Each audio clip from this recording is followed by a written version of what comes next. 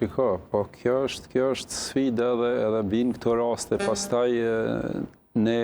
na këndellin ndoshta t'i vlerësojmë më mirë punonjësit e policisë, t'i vlerësojmë më mirë ata ushtarë të cilët edhe atëherë në vitin 98-99 dolën për të vdekur. Ata nuk kanë qenë dhe i ndjeri dhe të gjithë pjesëtarët e UÇK-s në momentin kur i kanë shpall luftë një Serbie hegemone, një Serbie shumë të fuqishme, ata kanë qenë bindur ndoshta se nuk do të kthehen gjallë në shtëpi, por e kanë llogaritur jetën e tyre për të investuar në ardhmërinë e vendit dhe të fëmijëve të tyre. Dhe shatani 25-6 vite pas luftës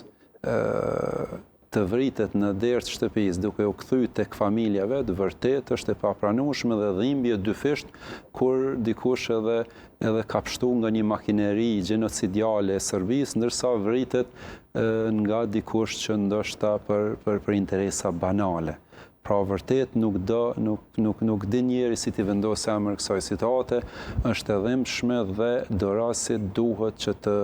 identifikohen sa më shpejt që është e mundshme, duhet të dalin përballë ligjit, por unë po e them, në bazë të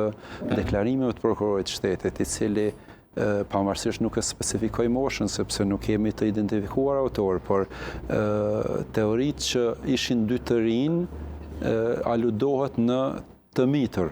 Prandaj kjo jep atë indicin që unë po e përsëris që edhe mund të jetë ndoshta një vrasje porositur për